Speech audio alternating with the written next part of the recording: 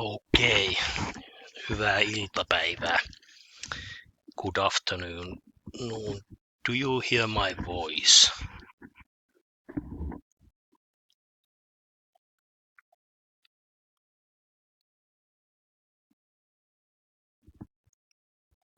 I hope so.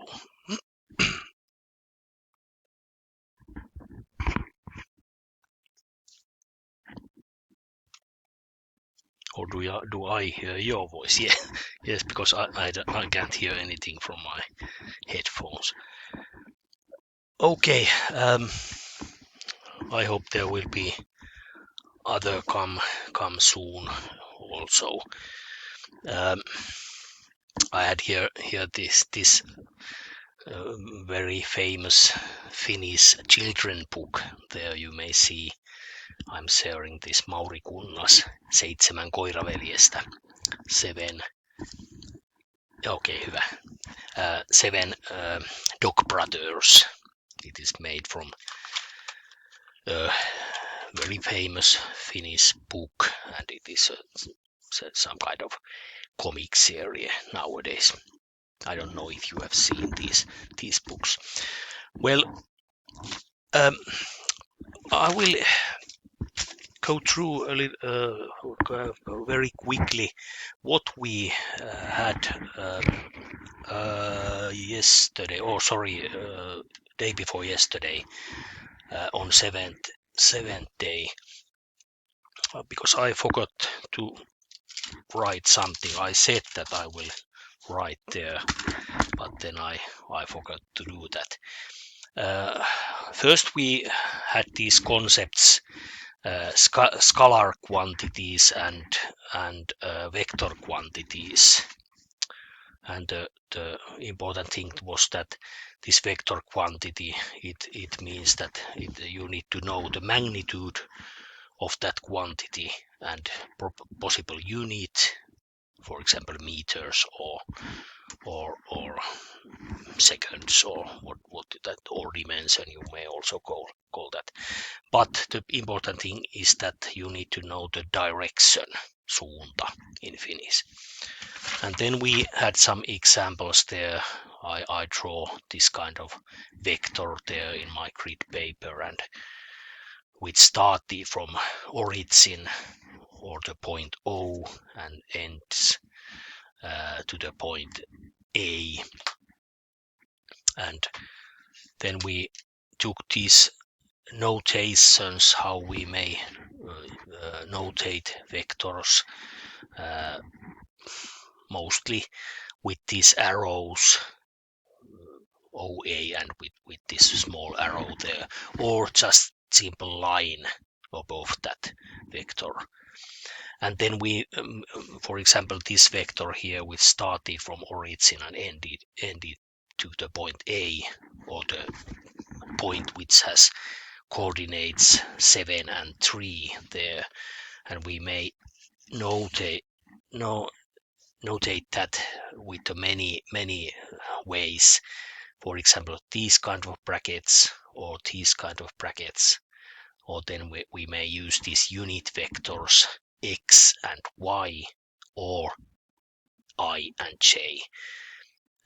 As I told that I mostly use this, and I think in Finland this is most usual way to notate vectors, but this can be also used.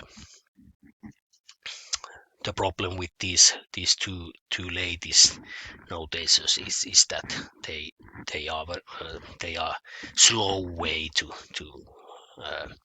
express exactly the vector. So many times we may use quicker ways and use these two first options. And then we had these unit vectors I, j, k, which are vectors which have length 1 unit and the direction of these positive axes, positive x-axis, positive y-axis, or positive z-axis, y, j, k, or in Finnish I, j, k. In Finnish, these letters sound almost the same, so I think English version are better, IJ, but in Finnish, EJ. And then I got some examples there. So this, for example, this I vector, you maybe write it like this or like this in 2-dimensional, and in 3-dimensional or third dimension you may use 1 0 to the place of Z coordinate there. And then we add this these 5 words that means the same in vector calculation. I mostly use the word length for a vector, but it may also be, we may also use magnitude or absolute value or norm or modulus, and maybe some other options also, but I don't remember right now. I know that there are many synonyms for this same concept. And the calculation of the length of the vector is very easy, as we saw it is this Pythagorean theorem, because we may also think that we have a vector which is hypotenuse of a right angle triangle. For example, here we have a triangle which has 7 and 3. The lengths of sides are 7 and 3, so the length of this hypotenuse can be solved by using this Pythagorean theorem here. And in third dimension, we just add one square there. So of course this should be proved that it goes like this, but it is quite simple to prove this, but I will skip that now.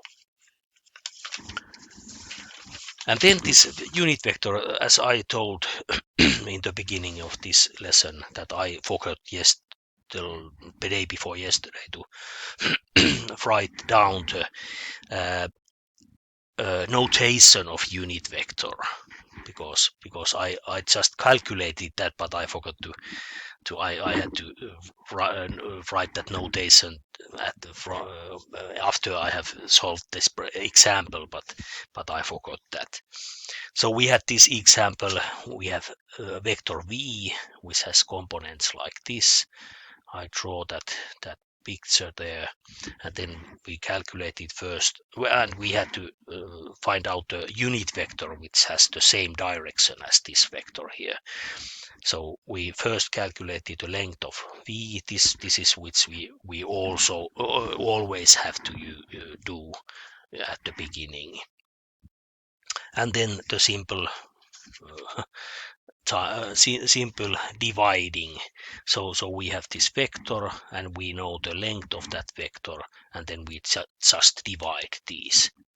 So here we got vector v divided by its length or its absolute value there, and we got this kind of vector here, and we draw that there, and saw that it is a vector which has the same direction as this original vector v, but its length is just 1 unit. But the notation there, I was going to write it here, but I forgot that, and I will do it now. So if we have let's take some example here. Compare. If we have scalar or some real number, when we raise that to the exponent 0, for example, if we have number 7, and this is a bad pencil, I'll take another. 7 and we raise that to the power 0, this is same as 1.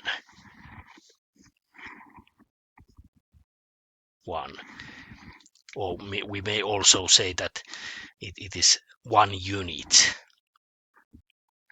because the basic unit of real numbers is 1.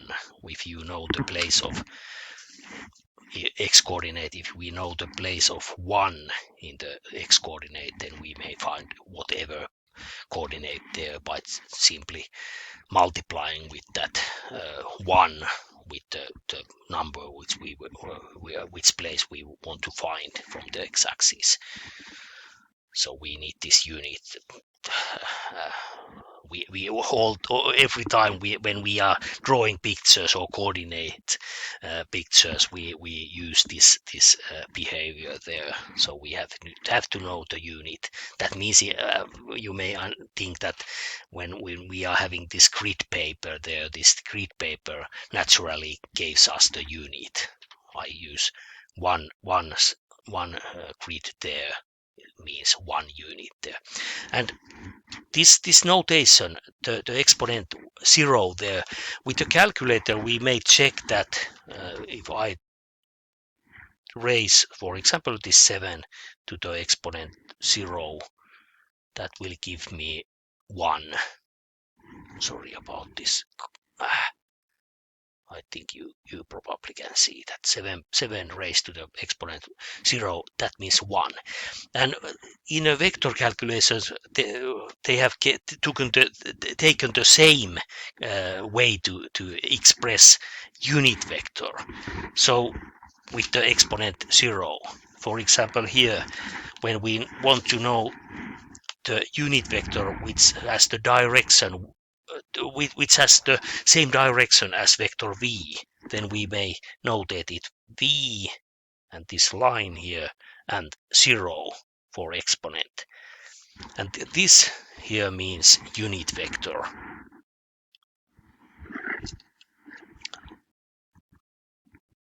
Unit vector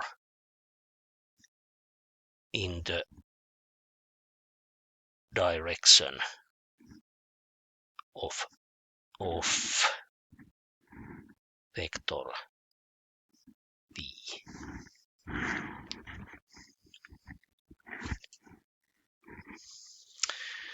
Actually, we can't do with the vectors. We don't have any calculation rule where we raise a vector to some power. Actually, there are no such kind of rules. This is just a way to notate the unit vector, and you may somehow understand the logic there with the help of real numbers. Yes, this was what I forgot to do day before yesterday. And then we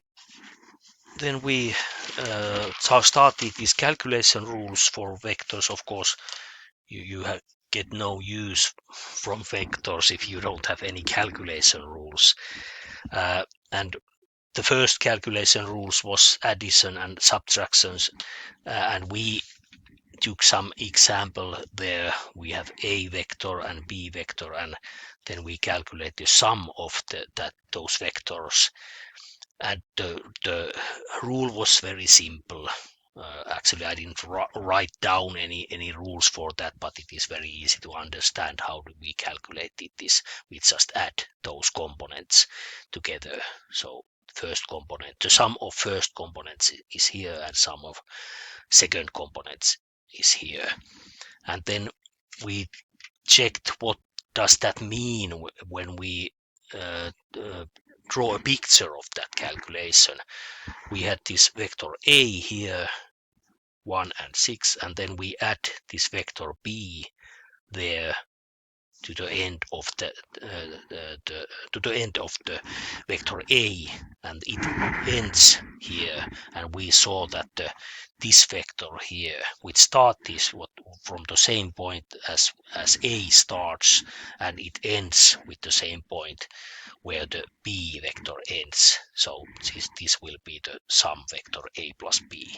And with the drawing, we saw that the coordinates of this endpoint of this sum vector is the same as we calculated with this simple rule.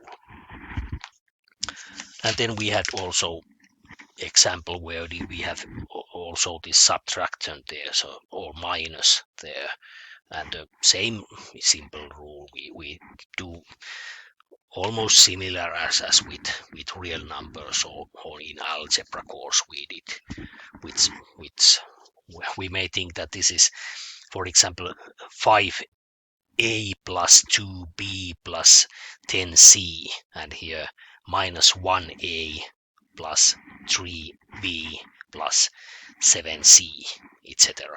And when we take away those brackets, then the same rules holds as we used here.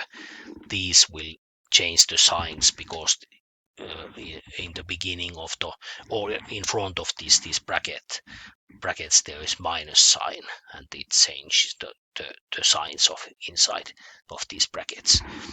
So the same very simple rule also. Okay, and then I will take another calculation rule.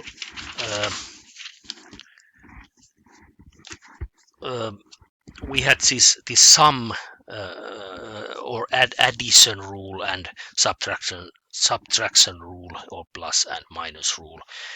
Then the next concept would be, if we take a calculator, we have many times we have plus and minus, and then we have this multiplication there.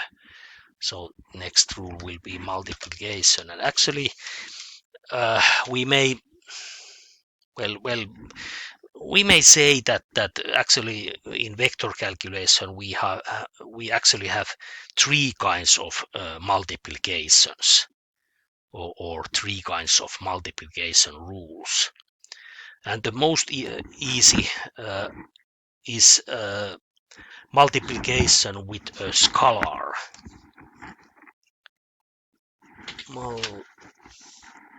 Multiplication with a scalar.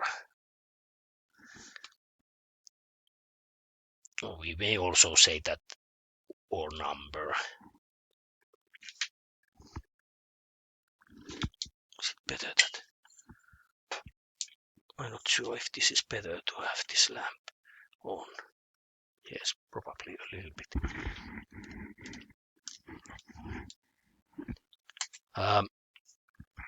In Finnish, I will write the Finnish concept here. In Finnish, this is kertominen skalaarilla. Kertominen is the same as multiplication.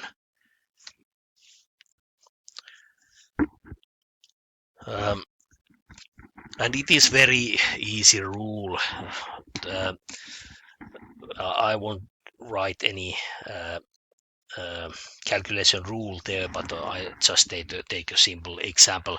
This is so simple rule that many times if I during these courses, sometimes I have forgotten to write that rule or take any examples, but still students many times they use these rules without even knowing that they are using this rule. For example, we have this kind of example where we have to multiply 3 times vector A, where A equals 2I plus 3j. For example, this kind of example. So this vector should be multiplied with 3, and this is very simple because we only need to do this.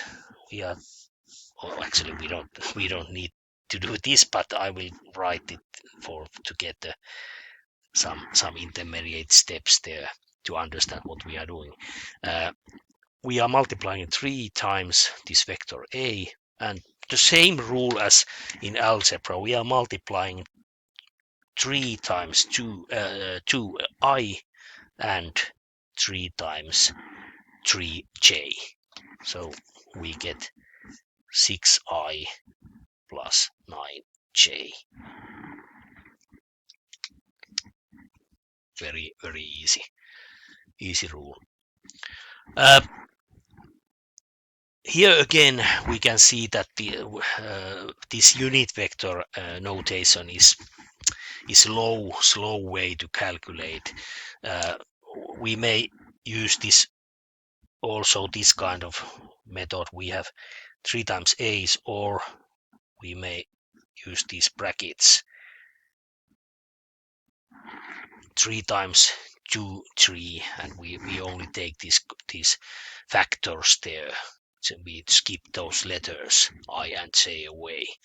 So 2 and 3, and then we just multiply 3 times 2 and 3 times 3, and this gives us 6, 9.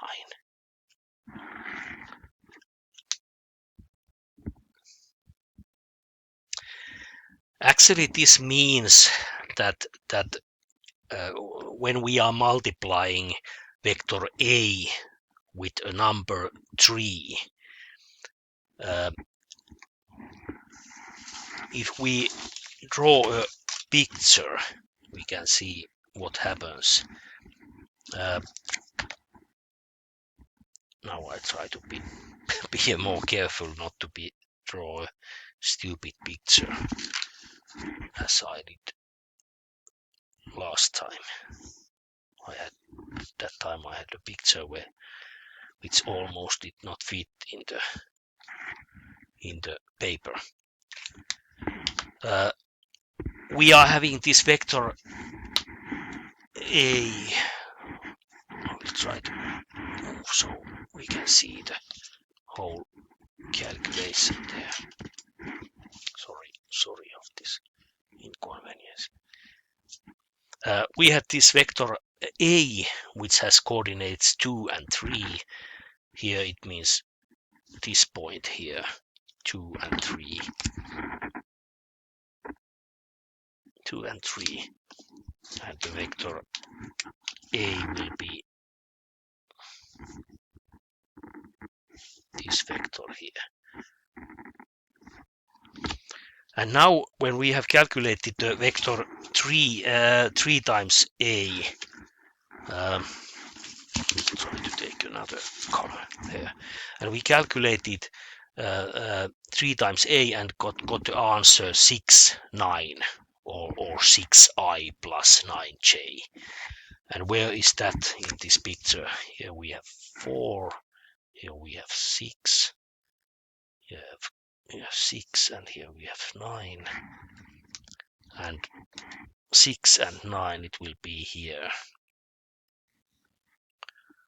And when we draw that vector there, we see that it has the same direction as the original vector A. This is vector 3A. It has the same direction, but the length of that vector is 3 times the length of A.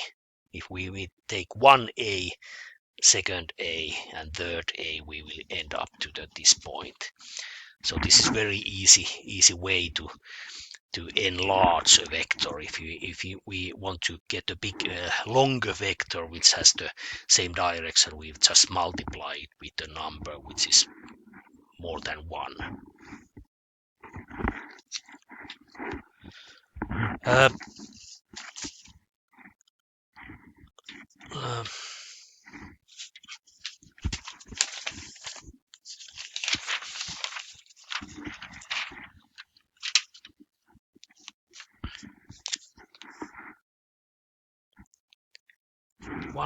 One thing is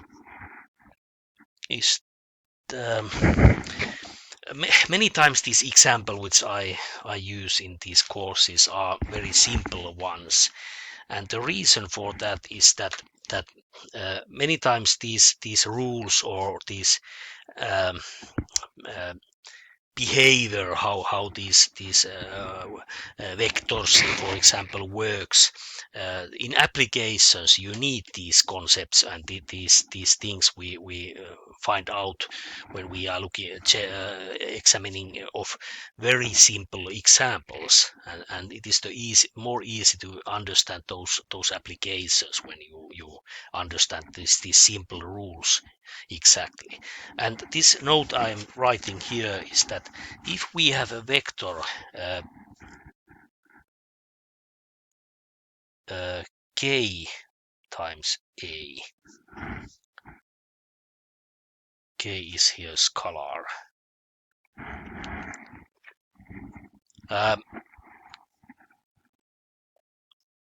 If this k is larger than 0 or positive number,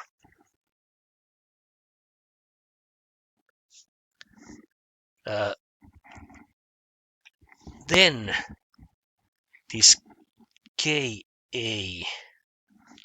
and this vector a goes to the same direction. We may use this kind of notation.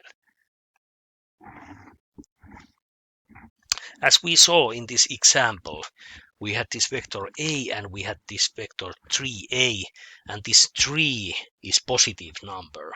So that means that this vector 3a and a, they are going to exactly the same direction as we saw here. But if this k is negative number,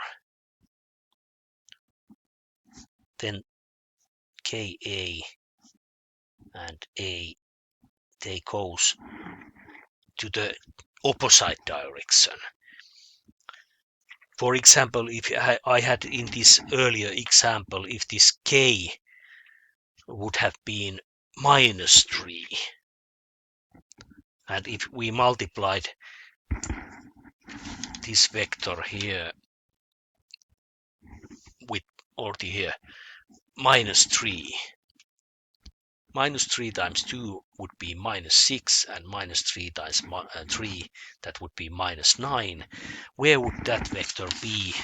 Well, now I can't draw that exactly, but -6 and -9, that means a vector that starts, let's use these grid papers here, that starts here, and -6 would be like here in x coordinate, -6 would be here, and -9 would be somewhere here. So that vector would start here and end here. So it would be, if this is a arrow here, it would be the opposite direction compared with this vector a. So this is a very simple way to see what direction those vectors are going. If they have the same, if this k is positive, then it has the same direction, and if that is negative, it goes to the opposite direction. This was the first multiplication rule with vectors. Then we have, as I told, there are actually three different multiplication rules for a vector. And the next one is so-called scalar product. This is a little bit strange that here we say that here we had a rule which was called multiplication with the scalar, and then we have a rule which is called scalar product, but it is a totally different thing. This has also another name, or dot product.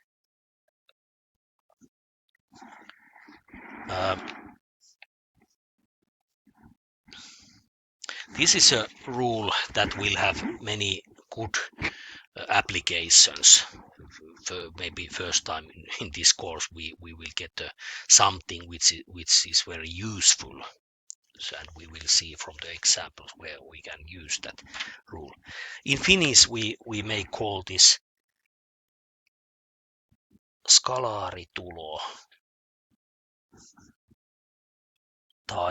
or is in Finnish tai, and dot product is pistetulo.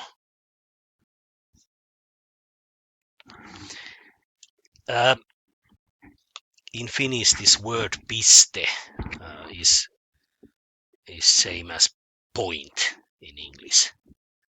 For example, here I wrote this first page of this day's lesson. I use this dot there, or point, point. But in Finnish we have the same word. Dot and point means exactly the same.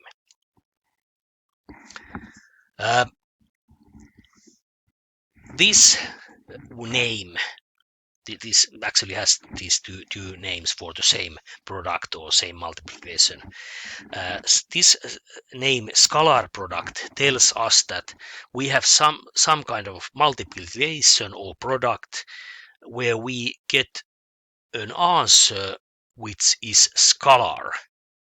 And as you probably remember, that this scalar means mostly the same as simple number. So after we have done this scalar product, we have only one number, probably some unit after that number, but we will not have any vector anymore. For example, here we have this multiplication with a scalar. We had this 3 times a, where a was a vector, and we made that multiplication. We got answer 6i plus 9j. This is also vector. When we are multiplying vector with the scalar, we get the answer which is also vector. But now here in scalar product, we get answer which is simple number or scalar, not anymore any vector. This name here, dot product, tells us that what is the sign between those vectors. We are multiplying two vectors with each other. We will use the mark there between those vectors, and it will be a dot or point or piste in Finnish language. And we may define this rule, this scalar product, with the two methods, which actually means the same, but they are we use them with different occasions. We may define the rule. Well, I will take the rule that I myself learned first, or I was taught first. If we have a vector is a vector axi plus ayj plus azk. Again, I have to say that this is very disgusting way to use vectors, but this is very usual way. But I like to write it with these brackets. We have ax, ay, and az. So we have these components here. Of course, this is a three-dimensional vector. We have three components here, but the same notation holds when we have, for example, two-dimensional vectors. We just have only these two components there.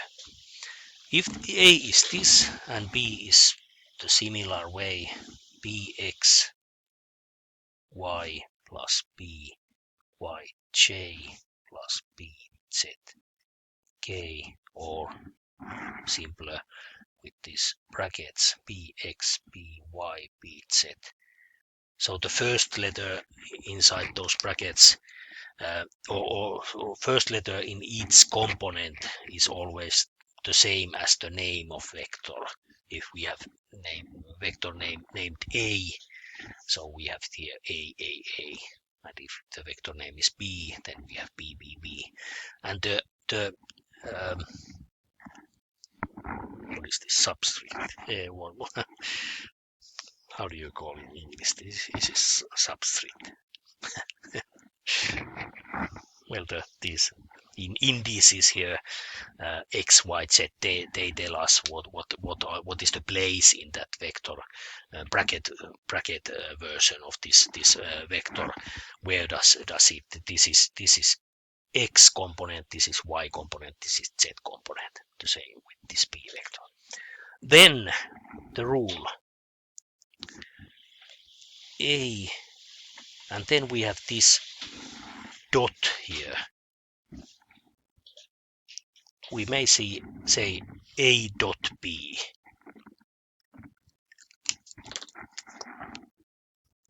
A dot B. Or scalar product of vectors A and B.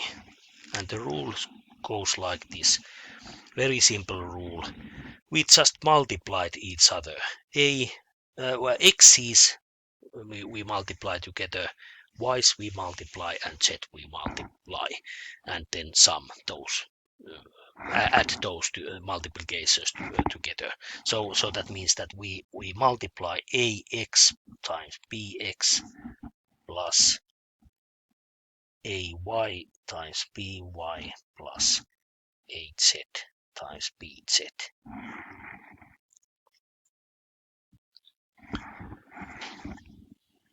So when we know the vector expressions, so we know these components of vectors as we mostly have used, known in this course, we can use this rule here.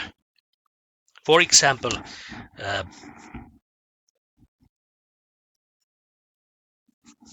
if we have a vector, I will take only two-dimensional vector here.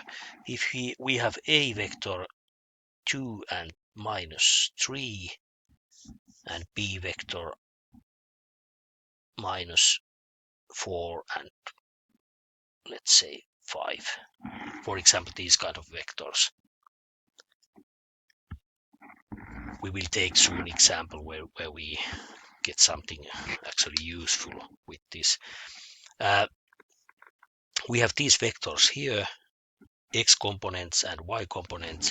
Then the dot product or scalar product of these vectors will be 2 times minus 4 plus minus 3 times 5.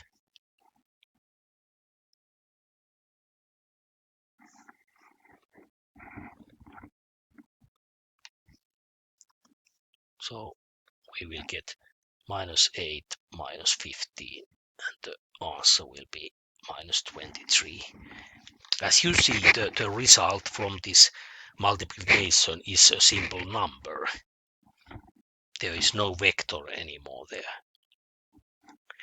This dot product is probably easier to calculate when we are using, I will show you the notations, when we are using this notation here, this column vector notation.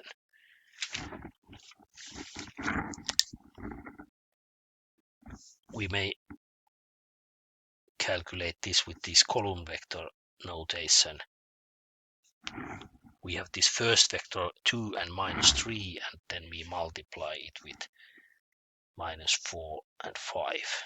And with this it is probably easier to see that these will be multiplied together. 2 times minus 8, that will be 2 times minus 4, that will be minus 8, and minus 3 times 5 is minus 15, and the same answer.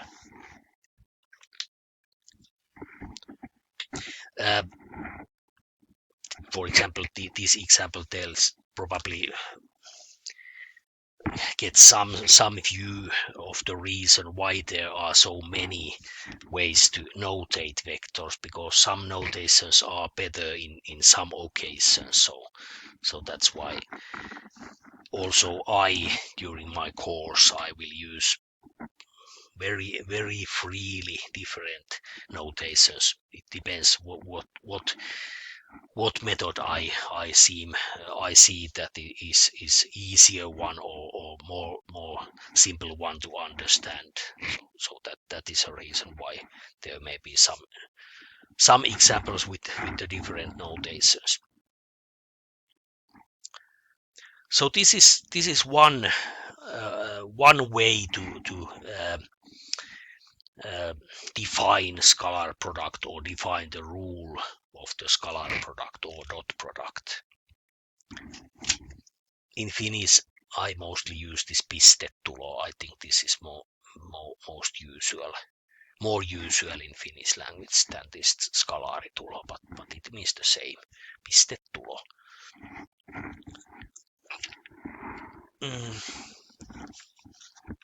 And then the other definition for this, I will show you from my formula book. Here, this is this tekniikan kaavasto, which I many times use. Here you can see the skalaarittulo, eli, or pistetulo. Eli and tai means the same as in Finnish language, or tai, eli is the same. Here again, in this book, printed book, they use this bold font there, so this means vectors A and B. And here is another way to express the definition for pistetulo or dot product. A times B, or A dot B, equals the length of A times the length of B times the cosine of the angle between AB. This A comma B, that means the angle between two vectors here. Sorry, this is not so good picture here, but here you can see the vector A, and here is the vector B, and the angle between them is written like that. So we use only brackets and vectors inside the brackets, then that means the angle between those vectors.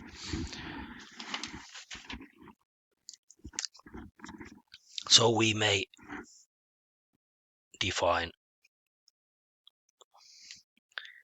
A dot B equals, as you probably remember, this absolute value signs. This means the length of vector. As we, for example, here we use this example there, calculated the length of V. We use these absolute signs there. A times B. These are simple numbers, as you see here. For example, the length of V is, in this case, it was square root of 29. So this is simple number, and also this is simple number. So this multiplication dot there is actually the usual multiplication dot or point which we are using when we are multiplying with scalars or simple numbers. And then we have also multiplication mark there. So, and then we have this cosine A B.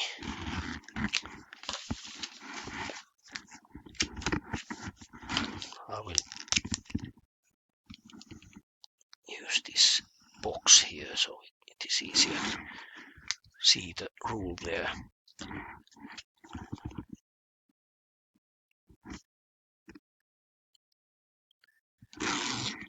This note this A and B inside brackets is the angle between vectors A and B.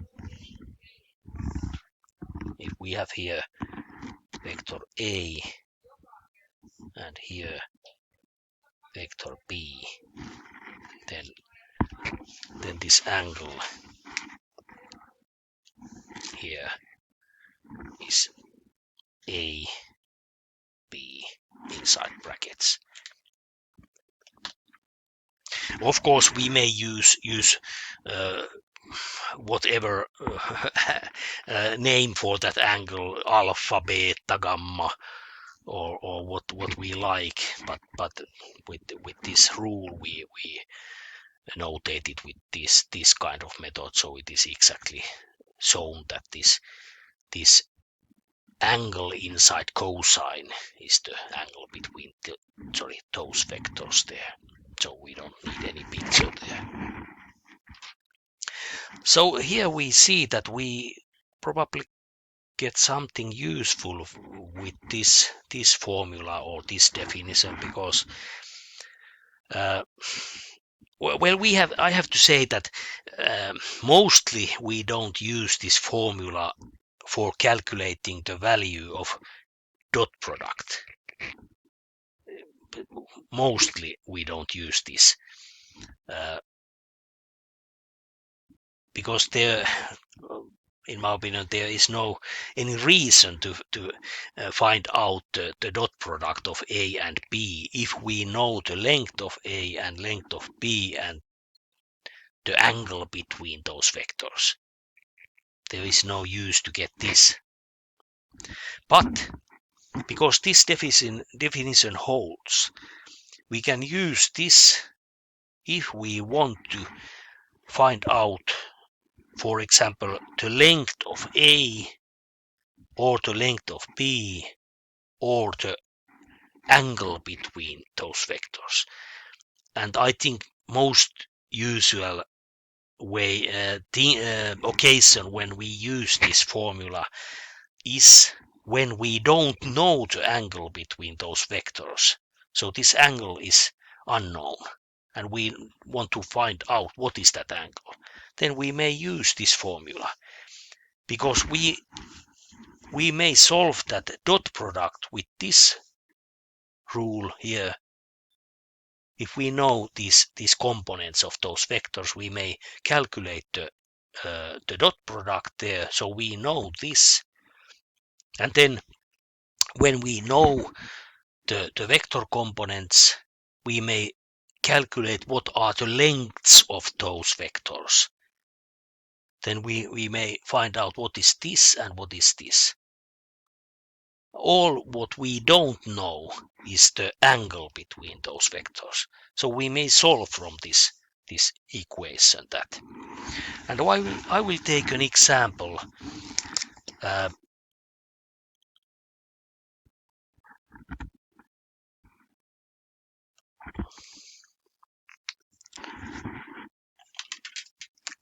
Let's take an example where we have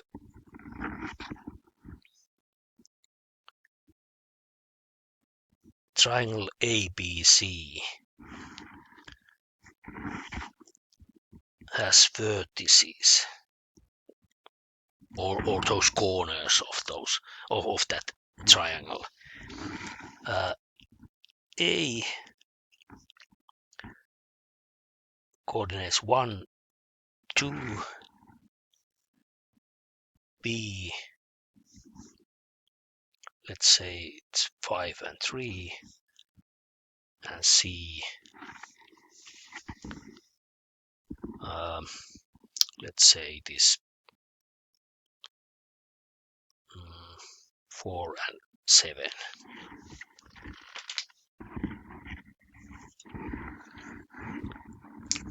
And calculate the angles of that triangle.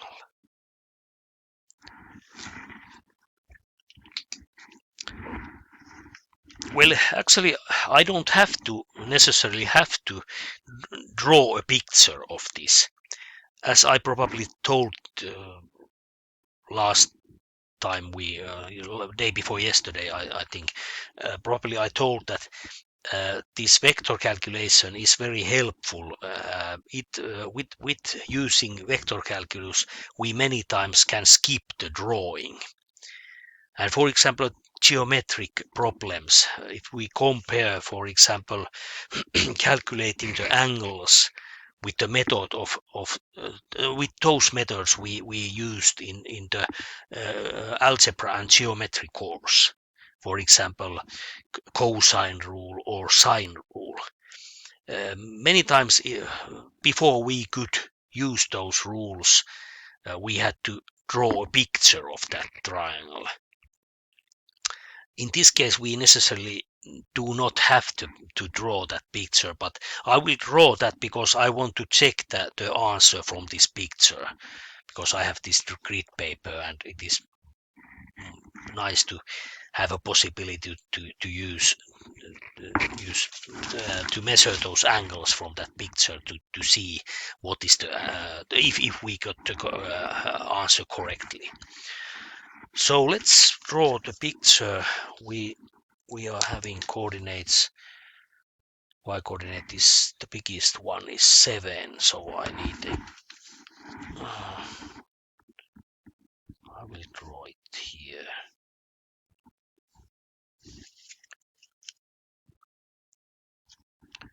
And again, as I told, now we are having a two-dimensional case. Now we can draw this picture, and now we can measure the angle from that picture and actually get the angle quite exact, not exactly, but almost exactly by just measuring from the picture. But if this is a three-dimensional case, well, then we can't draw that picture. And even though if we draw that picture, we could not measure the angle correctly from that picture. Why not? Because right now I am having these pens in my hand, and you can see it from the video. Now you can see the angle there is probably between those pens, probably 40 degrees in this position. But I'm not changing anything. I'm having the same angle there, but I'm rotating these pencils here. And as you see, the angle seems to be smaller. And for example, in this position, probably the angle would be, if we watch this picture, we could approximate that angle would be probably 10 degrees. And right now the angle is very small, and at this position we could say that the angle is 0. So it depends on the position we are watching the picture, if we are using three-dimensional picture. So then with the drawing the picture is not necessary, and it is not helpful at all. But in this two-dimensional case, it is good, especially when we are having so simple numbers here. It is very easy to draw that picture. A is here. 1 and 2. B is here. This is A, B,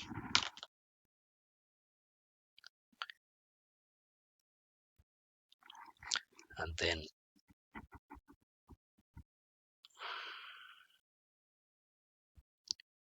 C is here.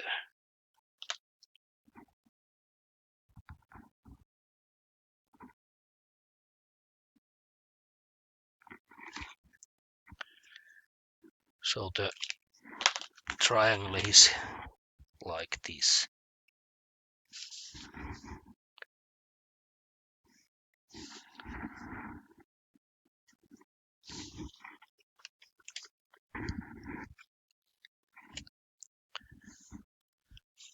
And now the angles we are looking for are this angle here and this angle here, and I will use 3 lines there. So these angles we have to measure. First, let's draw what we like to measure. I will use simple names for these angles. We have vertices or corners of this triangle ABC. I will use alpha, beta, and gamma. And this alpha means the angle. It is this angle we could say BAC, angle BAC, and beta ABC, and then this last one, gamma ACB. Remember the notation of angles. If we are using triangle and we have these names of these vertices, then those letters will tell what is the triangle, what are the corners, or the names of the corners of that triangle. BAC, ABC, ACB. There, each one has these names of the corners there, and the center letter there, that tells what is the angle. For example, angle A, here angle B, and here angle C. So the order of these letters is important, or at least the name of the middle letter is important. Okay, and these are now unknown. We don't know those yet. And now we will use vector calculation by solving those angles, and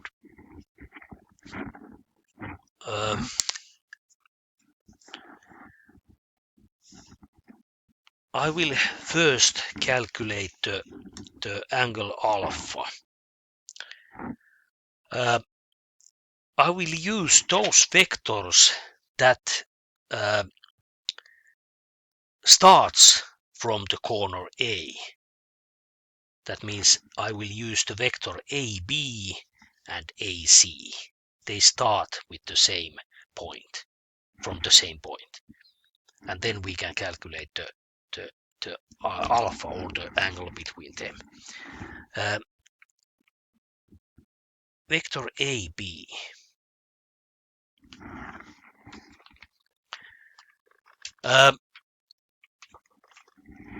How do we calculate the vector AB? From the picture, we could see that if we want to start from A and end to B, we have to move 4 to the right and 1 upwards. 4 and 1. So that gives us the vector components 4 and 1. But as I told, we mostly don't draw any picture in vector calculations. But we still have to find out what is the vector AB here. And it is very easy to find out because we have here B and here we have A, and if we check from the picture, I saw from the picture that this is 4. I have to move 4 to the right. How do I get 4 from these numbers here? We have 5 and 1. If we calculate 5 minus 1, then we will get this 4. How about this 1 here? We have to move 1 unit upwards. That 1 we get from subtraction 3 minus 1, 2. That equals 1. How do we get that? We take coordinates of B and subtract coordinates of A from B. So 5 minus 1, 3 minus 2. So the vector AB will be a vector where we start from the coordinates of the end point, so the point, that means the point B, and then we minus the coordinates of the starting point of that vector. The order is important. First end point, then starting point. So here we will get coordinates or this component 5 minus 1 and 3 minus 2. I will note the order. First end point, then starting point.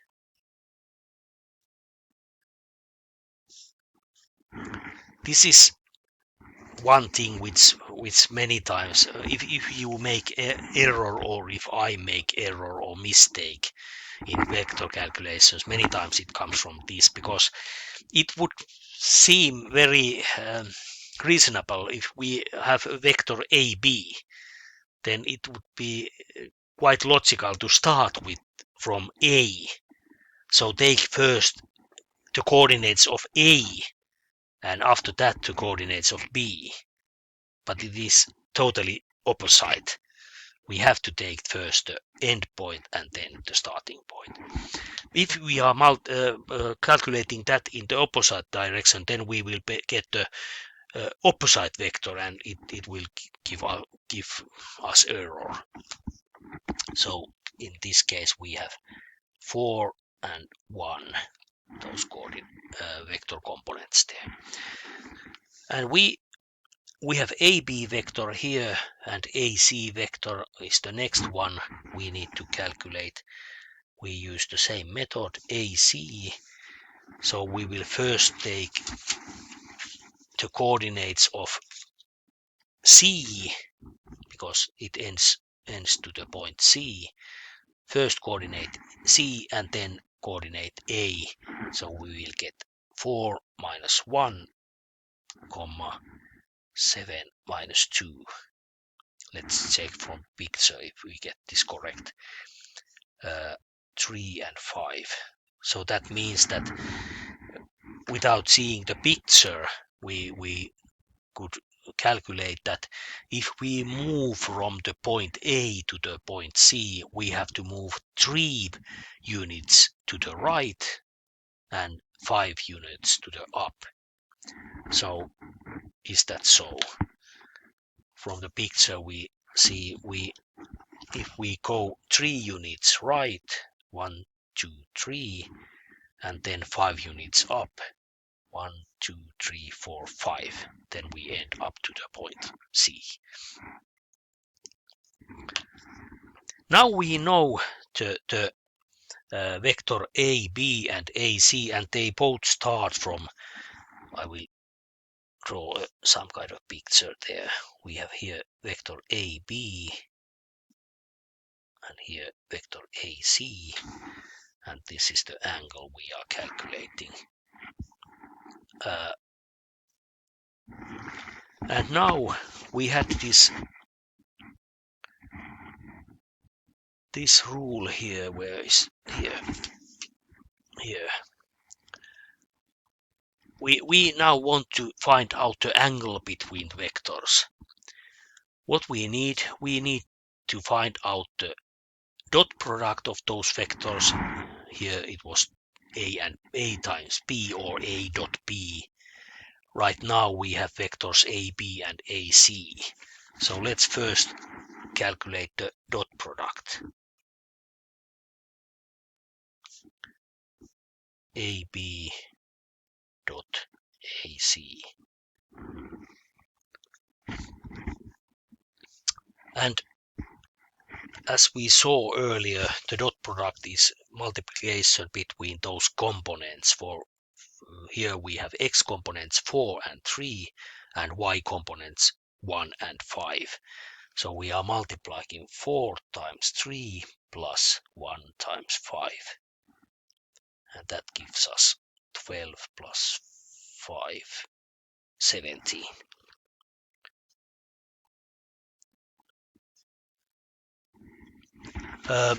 Now we know from this rule that the left-hand side.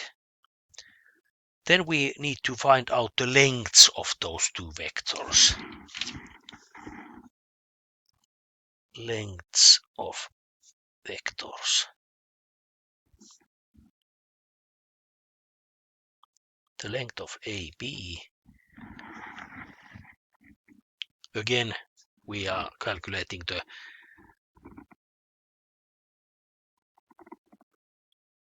Oh yes, I saw that there some I don't know why was that not shown in schedule. Yes, probably I have to do so that I will just yes, probably I will do so that I will put those lesson times to the Moodle. So if you don't see that from your calendar or schedule, then you could see those lessons times there from the Moodle. Okay, sorry, but this will be I will scan these notes to the Moodle, and also this video recording will be there after probably 1 hour. Okay, the length of AB. The components are 4 and 1, and we use this Pythagorean theorem there. 4 squared plus 1 squared, and that will give us 16 plus 1 square root of 17. That is just a coincidence that there's seem to be the same number here, 17, and square root of 70. That is just the probability for this is almost 0, but now it happened. And then the length of AC, the same method. Coordinates are, or components are here, 3, 5, 3 squared plus 5 squared, 9 plus 25, square root of 34. And now we know everything we need to know, because we are having this rule here. A dot B equals length of A times A length of B times cosine of the angle between those vectors. So at this point we have this rule, AB dot AC, use the same rule here, equals the length of AB times the length of AC times the cosine of the angle between those vectors AB, AC. So I just use the name of those vectors I am having in this example. So the same rule holds. By the way, this rule will be many times used in the solved format. For example, in this book here, this was the rule I wrote there. But you may solve the cosine from this equation, and here you can see the solved version, because cosine of this angle will be the dot product of a dot b divided by these lengths there. So this is the solved formula there. Later examples I will use that. So we will get cosine of the angle between those will be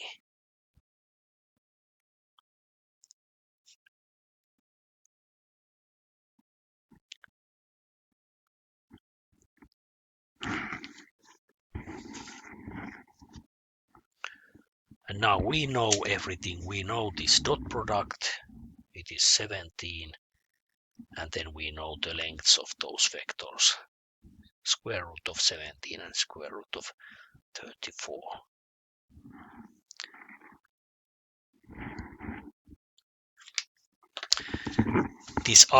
This angle here, angle between AB and AC, it is this angle. So it is this angle. We use the letter alpha there in the picture. So when we know the right hand side, we may solve the angle here. So alpha equals inverse cosine of that division.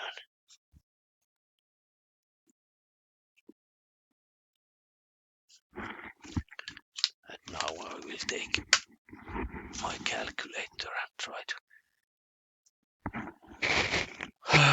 probably I don't have any other calculation, because this is, I will check if I will find another calculator.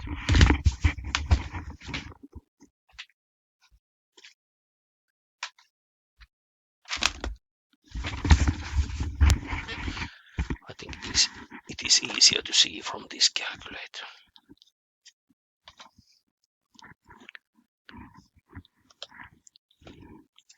Or is it? Right now.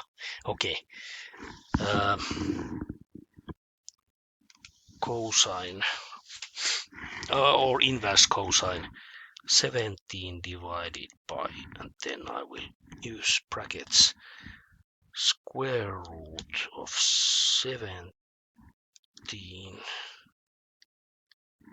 times square root of 34.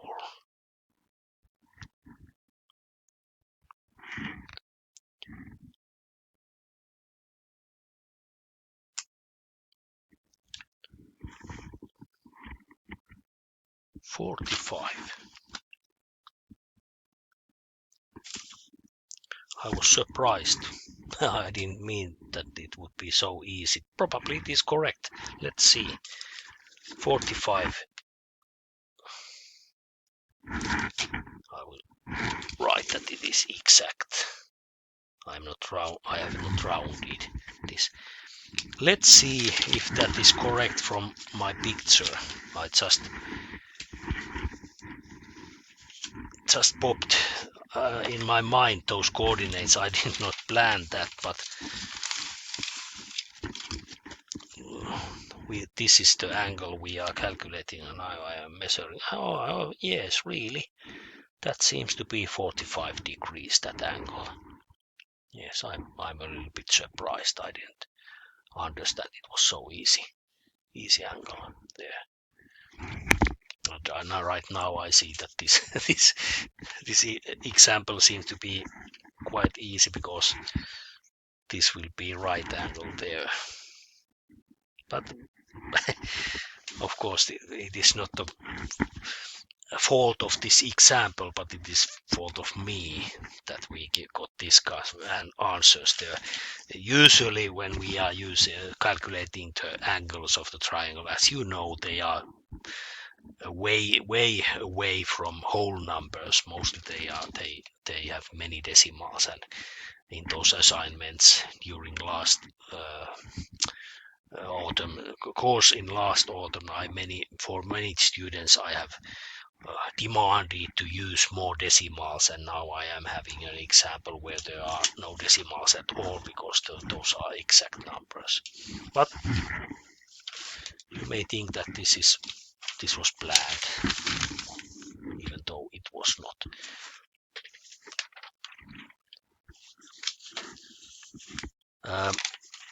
I will then now I have such a mess here with my papers. We calculate the size of angle alpha, then we will calculate the angle beta there. And what is the angle beta here? It is the angle between vectors which start with from the point B. So that will be the angle between BA and BC.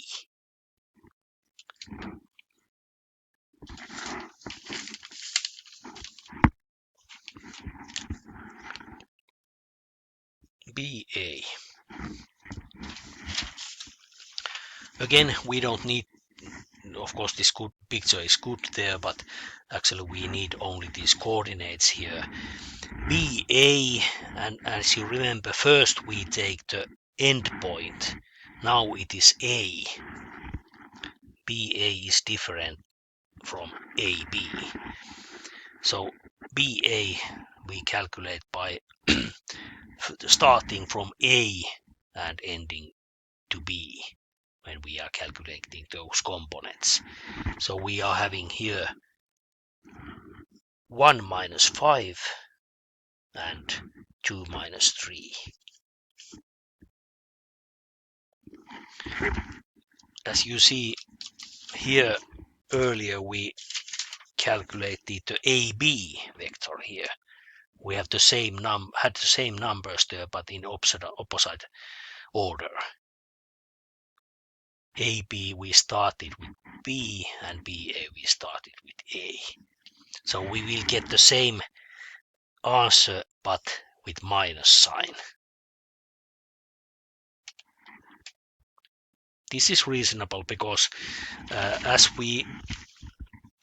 today we had this rule where we had this, you can't believe how I am in a mess here. It was not this. I had this rule here when we multiplied a vector with a scalar. If we multiply a vector with the positive number, then we get a vector which has the same direction than the original vector. And if we multiply it with the negative number, we get a vector which goes the opposite direction as the original vector. And right now here we had this vector AB and BA, and here we get this BA by multiplying this vector with -1. And that tells that we have the vectors which goes in the opposite directions. And actually we are multiplying by -1. This multiplication number, it is 1. So that means the length of the vector does not change at all. It only changes the direction. And it is easy to understand from this picture of that triangle. AB vector is exactly opposite than BA vector.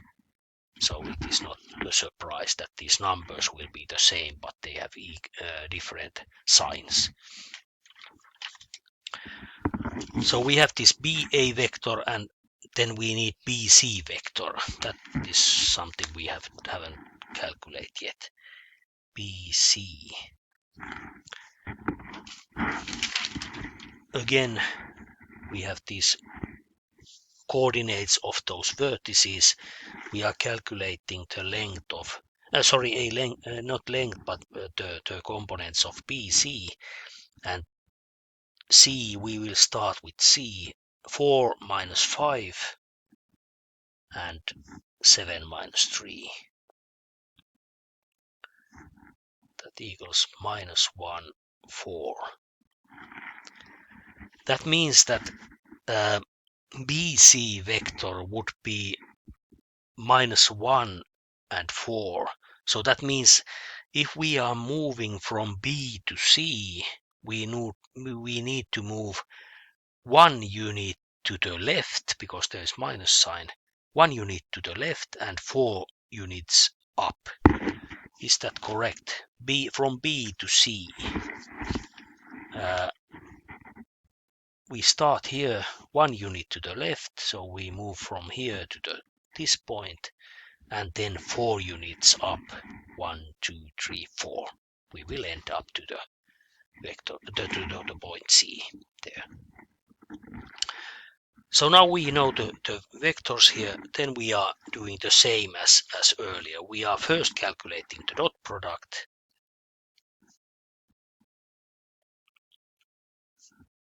BA dot BC. We get minus 4 times minus 1 plus minus 1 times 4. These will be multiplied and these will be multiplied, and then sum between those multiplications. We will get here we get 4 and it will be plus, because there are 2 minus signs there. So there will be 4, and here we get minus 1 times 4. That's minus 4. We get 0.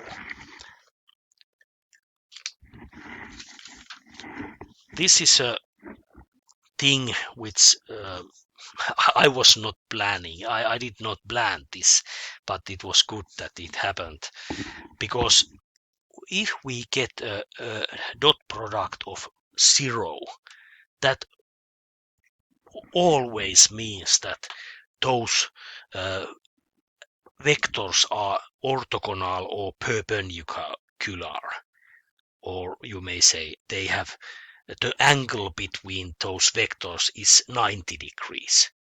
They are forming a right angle. As we saw from this picture, here actually is a right angle. This is 90 degrees angle here between those. So actually we don't need anything else. If we get a dot product which is 0, then we already know that the angle between those vectors will be 90 degrees. But let's do the calculations so that we can see that. Then we need the lengths. Well, actually we don't need anymore, but let's calculate them still. BA, there will be minus 4 squared plus minus 1 squared. That will be 16 plus 1 square root of 17. This is not surprise, because earlier we calculated the length of AB here, AB, and it was square root of 17, and this BA, of course, it has the same length, because it is the same side of this triangle. Only those vectors, they are going opposite directions, but the lengths of them are equal. And then we have this vector BC. The length of that is well, it will be the same length, because the components are the same. They are only or almost the same there. The numbers or absolute values of the components are the same, so the length will be the same, but I will calculate that still.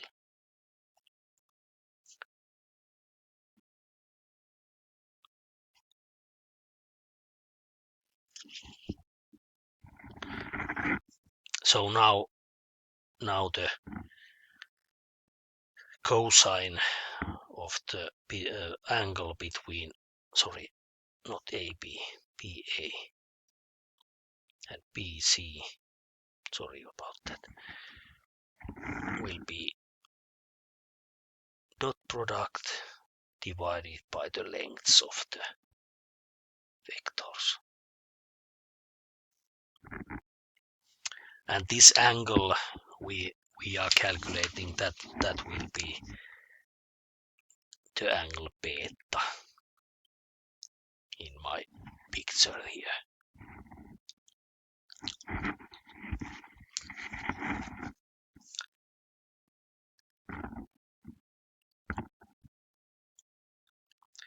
So here we can see that because the rule for calculating this angle between those vectors starts with the dot product in the top part of this division, and it will be 0 in this case. So it doesn't matter what are the lengths between those, what are the lengths of those vectors, because still we have this 0 in top part of the division. So it does not matter what are the lengths of those vectors. This will be 0. And when we calculate what is the inverse cosine of 0, we will get 90 degrees.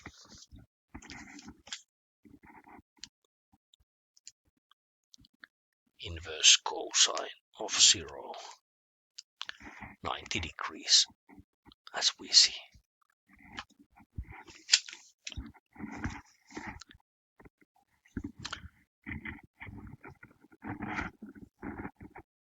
Okay, and the time goes so fast. I think it is the best to do so that I will leave the last angle for an exercise for you. Exercise. Calculate the angle. What was that in the picture? Gamma. Or the angle between vectors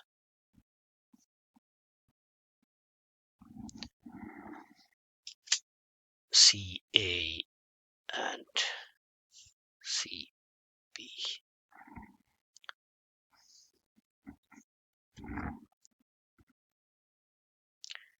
The answer will be 45 degrees.